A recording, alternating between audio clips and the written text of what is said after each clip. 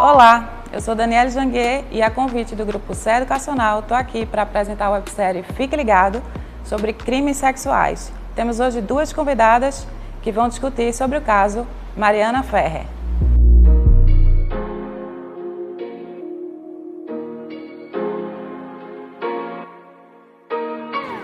Mariana Ferrer nasceu em 1996 em Minas Gerais e logo em seguida se mudou com a família para Santa Catarina. Em 2012, ela entrou nas redes sociais e começou a conseguir vários seguidores e com isso virou uma digital influencer, firmando parcerias e contratos com diversos estabelecimentos de eventos, inclusive. O Café de la Musique foi um dos lugares que firmou a parceria com ela. E com isso estava incluída a presença física dela no local e as postagens sobre os eventos e as festas que eram promovidas. Onde ela foi para uma festa que ela diz ter bebido somente um drink e uma água com gás. Mariana diz que foi conduzida por uns amigos que estavam com ela para uma das cabines para tirar fotos e neste local não havia nenhum homem, não havia pessoas estranhas. Depois disso, ela não lembra mais de nada, ela afirma. Mariana Ferrer diz que foi levada pelo suposto agressor para uma área privada do clube, onde foi dopada e dali foi estuprada. Ela afirma no boletim de ocorrência que não se lembra, não se recorda como voltou para casa. Do próprio Uber, ela ligou para a mãe, que achou a voz dela muito diferente do normal, do habitual, e quando ela chegou em casa, a mãe percebeu que as roupas delas estavam desfiadas. No dia seguinte, com muitas dores, Mariana foi para o IML e para a delegacia, prestou uma queixa e fez o exame de corpo de delito que acusou a conjunção carnal e rompimento do ímen. Com isso, Mariana entrou, junto com o Ministério Público, com um processo contra o suposto agressor, André Aranha, que respondeu e foi absolvido em primeira instância. Nós tivemos uma repercussão gigantesca nacional, uma mobilização de mulheres, porque houve, durante a audiência, uma intimidação da vítima e houve diversas coisas que aconteceram no processo que nos deixam questionamentos sobre o proceder e sobre a veracidade de todas as coisas. Aqui nós não vamos analisar os fatos em si, nós vamos analisar do ponto jurídico, do ponto de vista jurídico, o que é que poderia ter sido feito ou como poderia ter sido conduzido esse caso. E aqui nós estamos com duas convidadas especiais para tratar sobre esse assunto. Doutora Nivânia, nesse caso, a senhora acha que foi assédio ou não? Olá, doutora Dani. Bem, é preciso fazer uma diferenciação entre o crime de assédio e o crime de estupro. Não foi assédio porque, para que aconteça o crime de assédio, é necessário que haja uma situação de hierarquia, uma relação de hierarquia entre agressor e vítima. Esse tipo de crime geralmente acontece no ambiente de trabalho. No caso em questão, a vítima ela imputa ao suposto agressor o crime de estupro, que é quando alguém tenta praticar ou pratica um ato libidinoso ou uma conjunção carnal, que é a cópula vagínica, com qualquer pessoa mediante violência ou grave ameaça. Então, são crimes distintos. Doutora Maria, o que é que a senhora acha? A senhora acha que houve assédio nesse caso ou não? Em relação ao assédio, complementando o que a doutora Nivânia falou, é importante destacar que nossa opinião aqui é técnica, é uma opinião que nós não estamos direcionando lados, né? Nós não estamos aqui no lugar de defesa, nem tampouco de assistente de acusação. Nós vamos discutir de um ponto de vista técnico. Então, a doutora Nivânia falou a questão do assédio no processo, né, no caso da acusação, e eu falo do assédio que houve durante a audiência. Da audiência houve um assédio, sim, moral, porque foi atacada a dignidade da vítima Mariana Ferrer.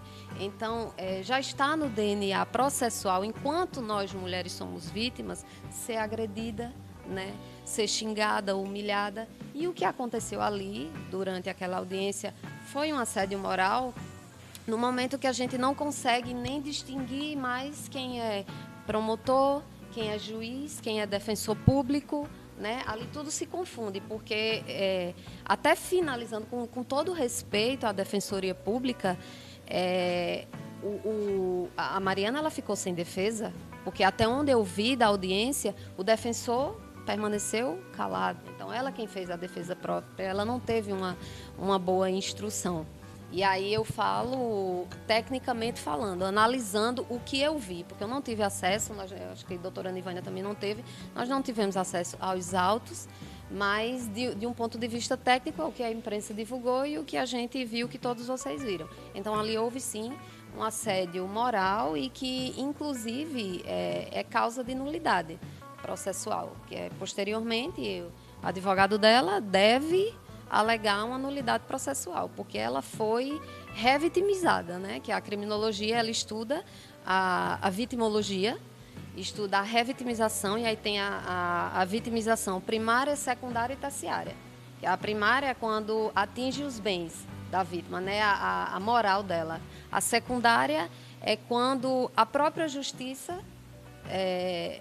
coloca ela em situação hostil, a vítima em situação hostil.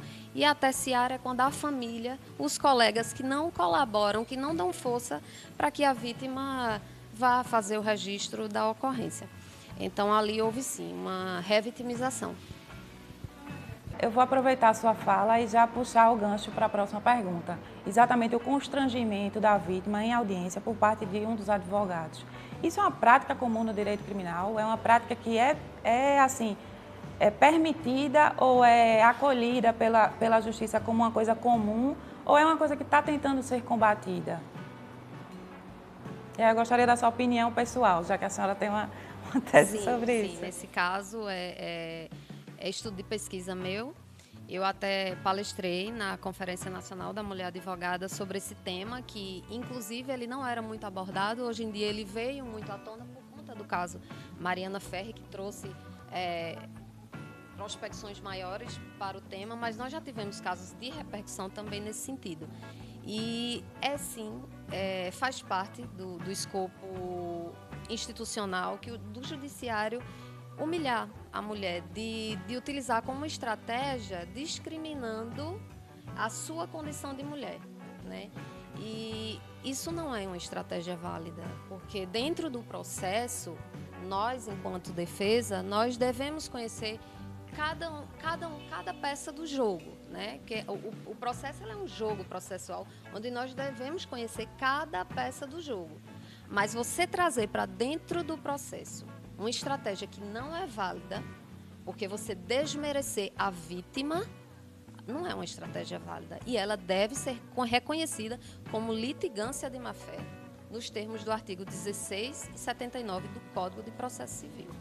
Então, isso é claro, né? Nós temos que lutar contra isso, ser combativas, porque o que muito acontece é pelos próprios colegas, né? Que têm o dever de urbanidade. Só complementando, é muito delicado também falar disso, porque existe uma linha muito tênue entre a litigância de má-fé e o exercício da função. Porque na lei não tem nada específico dizendo que o advogado não possa fazer isso, né? Mas o processo penal traz o princípio da ampla defesa.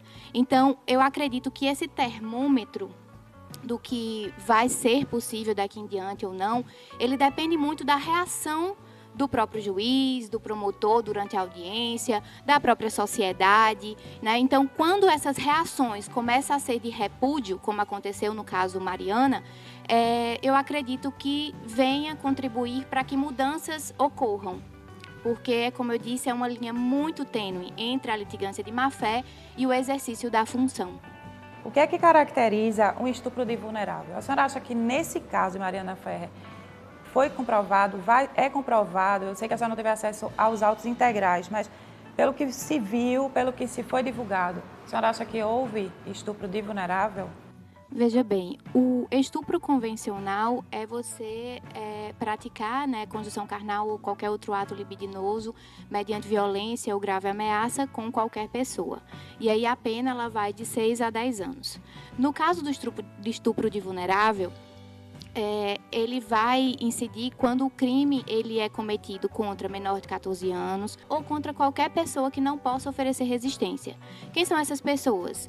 Um idoso, uma pessoa que esteja em coma, uma pessoa tetraplégica e uma pessoa que esteja alcoolizada, drogada, né, desacordada. Então, alguém que não possa oferecer resistência. E aí a pena é bem maior, ela vai de 8 a 15 anos. No caso Mariana, a acusação foi feita de estupro de vulnerável porque ela estaria drogada, ela estaria, né, ou muito alcoolizada ou realmente com alguma droga. O magistrado ele não entendeu que essa situação de vulnerabilidade ela foi comprovada. Então, por isso, ele foi absolvido. Ela diz ter tomado um coquetel, né, com gin, e no exame toxicológico, nem mesmo esse coquetel com gin, ele foi detectado.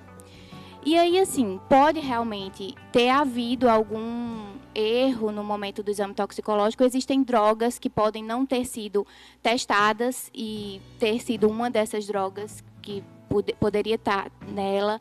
Então, mas o que tem no processo e o que o magistrado entendeu é que essa situação de vulnerabilidade, ou seja, essa situação dela não conseguir oferecer resistência ou do consentimento dela ser inválido por ela estar numa situação de drogada ou alcoolizada, para ele não foi comprovado. Eu queria agradecer a presença das duas doutoras, excelentes explanações, excelentes colocações, realmente foi muito enriquecedor o debate. Queria agradecer a disponibilidade em nome do Grupo C e em meu nome também, porque para mim é uma honra fazer parte de um debate com duas doutoras tão especialistas e especiais. Queria agradecer também ao Grupo C pelo convite e queria lembrar vocês, para vocês não descolarem da telinha e ficarem ligados, acompanhando nas redes sociais do Grupo C Educacional. Tem mais websérie por aí, com mais temas polêmicos, para você não deixar de acompanhar. Fique ligado.